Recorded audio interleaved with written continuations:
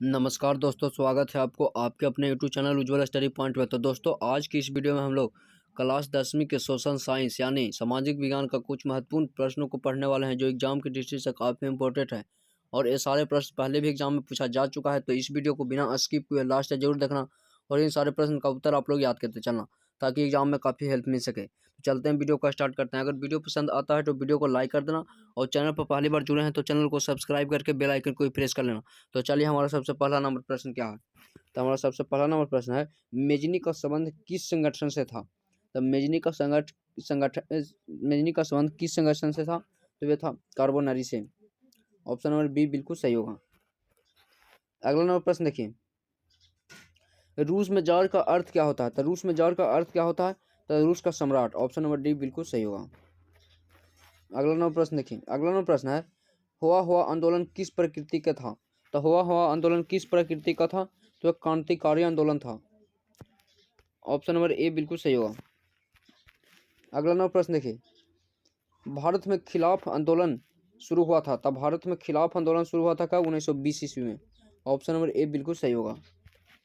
अगला नंबर प्रश्न देखिए, अगला नंबर प्रश्न है, 1917 ईस्वी में भारत में पहला जूट मिल किस शहर में स्थापित हुआ। तो 1917 ईस्वी में भारत में पहला जूट मिल किस शहर में स्थापित हुआ था, तो कोलकाता में। ऑप्शन नंबर ए बिल्कुल सही होगा। अगला नंबर प्रश्न देखिए, पूंजीपति वर्ग के द्वारा किस वर्ग का शोषण हुआ। तो पूंजीपति वर्ग के द्वारा किस वर्ग का शोषण हुआ, तो उपयुक्त सभी वर्ग का, श्रमिक वर्ग का, मध्यम वर्ग का, कृषक वर्ग का। ऑप्शन नंबर डी बिल्कुल सही होगा। अगला नंबर प्रश्न देखिए, प्राचीन काल में किस स्थल मार्ग में एशिया और यूरोप का व्यापार होता था। तब प्राचीन काल में किस स्थल मार्ग में एशिया और यूरोप का व्यापार होता था, तो रेशम मार्ग में। ऑप्शन नंबर बी बिल्कुल सही होगा। अगला नंबर प्रश्न देखिए, अगला नंबर प्रश्न है, गुटेनबर्ग ने सर्वप्रथम किस पुस्तक की छपाई की। तो गुटेनबर्ग ने सर्वप्रथम किस पुस्तक की छपाई की थी, तो बाइबिल के। ऑप्शन नंबर डी बिल्कुल सही होगा। अगला नंबर प्रश्न देखें, राष्ट्रपति के नाम से किसे जाना जाता है। तो राष्ट्रपति के नाम से किसे जाना जाता है, तो महात्मा गांधी को। ऑप्शन नंबर बी बिल्कुल सही होगा। अगला नंबर प्रश्न देखिए, कौन सा सामाजिक वर्ग बुद्धिजीवी वर्ग के रूप में उभर कर आया। तो कौन सा सामाजिक वर्ग बुद्धिजीवी वर्ग के रूप में उभर कर आया, तो मध्यम वर्ग। ऑप्शन नंबर डी बिल्कुल सही होगा। अगला नंबर प्रश्न देखिए, अगला नंबर प्रश्न है, जब हम लैंगिक विभाजन की बात करते हैं तो हमारा अभिप्राय क्या होता है। तो जब हम लैंगिक विभाजन की बात करते हैं तो हमारा अभिप्राय क्या होता है, तो समाज द्वारा स्त्रियों और पुरुषों को दी गई असमान भूमिकाएं। ऑप्शन नंबर बी बिल्कुल सही होगा। अगला नंबर प्रश्न देखिए, अगला नंबर प्रश्न है, निम्नलिखित में से कौन संघ राज्य की विशेषता नहीं है। तो निम्नलिखित में कौन संघ राज्य की विशेषता नहीं है, तो सर्वोच्च न्यायालय। ऑप्शन नंबर डी बिल्कुल सही होगा। अगला नंबर प्रश्न देखिए, अगला नंबर प्रश्न है, बिहार में संपूर्ण क्रांति का नेतृत्व किसने किया। तो बिहार में संपूर्ण क्रांति का नेतृत्व किसने किया था, तो जयप्रकाश नारायण ने किया था। ऑप्शन नंबर डी बिल्कुल सही होगा। अगला नंबर प्रश्न देखिए, अगला नंबर प्रश्न है, इनमें से कौन सी एक बात लोकतांत्रिक व्यवस्थाओं के अनुरूप नहीं है। तो इनमें से कौन सी एक बात लोकतांत्रिक व्यवस्थाओं के अनुरूप नहीं है, तो वह कानून के समक्ष समानता। ऑप्शन नंबर ए बिल्कुल सही होगा। अगला नंबर प्रश्न देखिए, अगला नंबर प्रश्न है, भारत एक लोकतांत्रिक राज्य है, निम्नलिखित में से किसमें यह घोषणा की गई है। तब भारत एक लोकतांत्रिक राज्य है, निम्नलिखित में से किसमें यह घोषणा की गया है, तब प्रस्तावना में। ऑप्शन नंबर ए बिल्कुल सही होगा।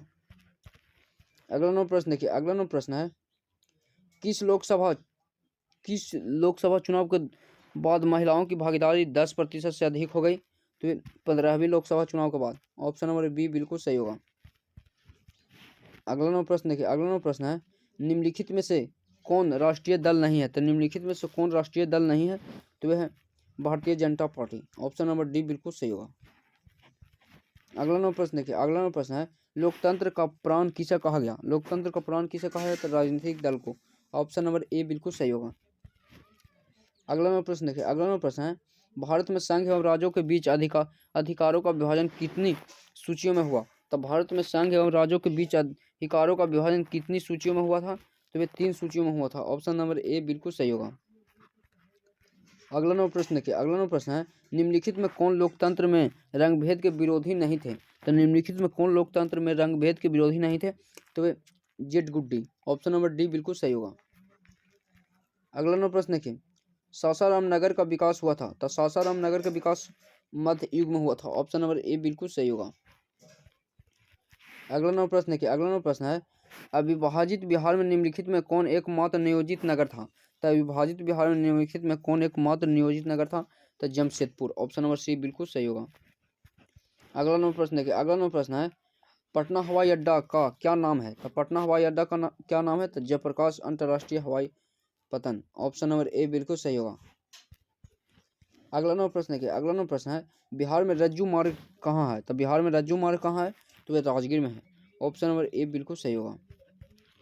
अगला नंबर प्रश्न देखिए, अगला नंबर प्रश्न है बिहार में खनिज तेल मिलने की संभावना है? तो बिहार में खनिज तेल मिलने की संभावना कहाँ है? तो उत्तर बिहार मैदान में। ऑप्शन नंबर बी बिल्कुल सही होगा। आई होप कि इन सारे प्रश्न का उत्तर आप लोगों को याद हो गया होगा। तो वीडियो को अभी तक लाइक नहीं किया है तो वीडियो को लाइक कर देना और चैनल पर पहली बार जुड़े हैं तो चैनल को सब्सक्राइब करके बेल आइकन को भी प्रेस करना। तो मिलते हैं अगले वीडियो में, जब तक के लिए जय हिंद जय भारत।